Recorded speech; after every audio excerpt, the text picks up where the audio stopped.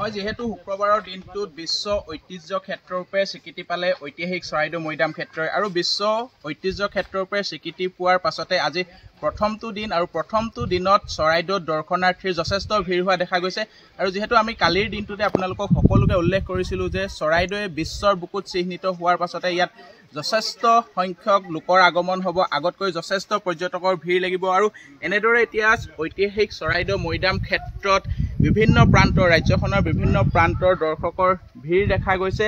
আপোনালোকে গম পাইছে ইতিমধ্যে বিশ্ব ঐতিহ্য ক্ষেত্ৰৰূপে চৰাইদেউ পৰিগণিত হৈছে। তাৰ পাছতে আজিৰ দিনটোতে আপোনালোক ইয়ালৈ আহিছে, আপোনালোকৰ কাৰণে এটা সৌভাগ্য, কি ক'ব বিচাৰিব?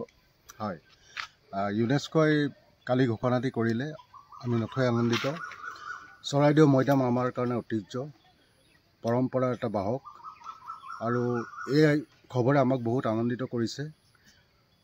অসমবাসীৰ কাৰণে এটা গৌৰৱৰ দিন আৰু মোৰ কাৰণে এটা গৌৰৱৰ দিন যে মই ঐতিহ্য ক্ষেত্ৰ ঘোষণা কৰাৰ পিছদিনাখনেই ইয়াত আহি উপস্থিত হ'বলৈ সৌভাগ্যৱান হৈছোঁ। আপুনি ক'ৰ পৰা আহিছে আৰু সপৰিয়ালে আহিছে আজি? হয়, মই গোগামুখৰ পৰা আহিছোঁ। হয়, কৰ্মসূত্ৰে মই ইয়াতে আগতে আছিলোঁ, গতিকে চৰাইদেউৰ লগত এটা নিবিড় সম্পৰ্ক আমাৰ লগত আছে আৰু এইটো এটা গৌৰৱৰ বিষয়।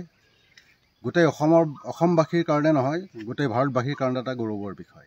হয়, দেখা গৈছে যে এতিয়া এনেদৰে সমগ্ৰ অসমৰ বিভিন্ন অঞ্চলৰ পৰা আহি পিনে চৰাইদেউত পৰ্যটকে ভিৰ কৰিছে। আৰু এগৰাকী পৰ্যটক আছে, দেখা গৈছে যে সপৰিয়ালে তেওঁ আহি উপস্থিত হৈছে। দাদা, আপুনি ক'ৰ পৰা আহিছে আৰু কেনেকুৱা লাগিছে আজিৰ দিন? হয়, মই নাৰায়ণপুৰ লখিমপুৰৰ পৰা আহিছোঁ। হয়, ইউনেস্কোই চৰাইদেউ মৈদামক ৱৰ্ল্ড হেৰিটেজ চাইট হিচাপে ঘোষণা কৰা আমি আনন্দিত হৈছোঁ।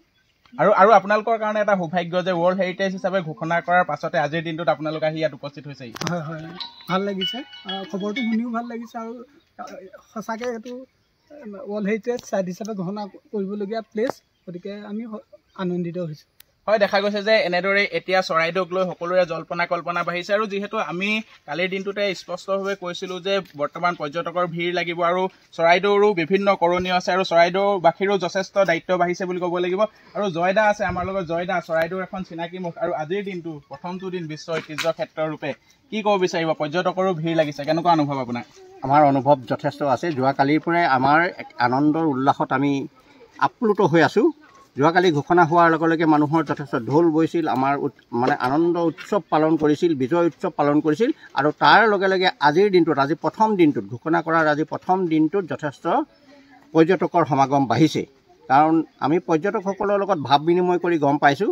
মই নলবাৰীৰ দুজনমান পৰ্যটকৰ লগ পাইছোঁ, গুৱাহাটীৰ পাইছোঁ, নগাঁও পাইছোঁ, ঢকুৱাখানাৰ পাইছোঁ। এই পৰ্যটকসকলৰ লগত মই ভাৱ বিনিময় কৰিছোঁ। তেওঁলোকে কৈছে যে যোৱাকালি নিউজত পোৱাৰ লগে লগে তেওঁলোকে ৰাতিয়ে সিদ্ধান্ত লৈছে যে চৰাইদেউলৈ অহাকালিলৈ যাম। ল'ৰা ছোৱালীবিলাকক সকলোকে সাজু হ'ব ক'লে আৰু তেওঁলোকক নিজৰ পৰিয়ালবৰ্গক লৈ আজি চৰাইদেউ মৈদাম চাবৰ কাৰণে আহিছে। গতিকে ই এটা সৌভাগ্যৰ বিষয়।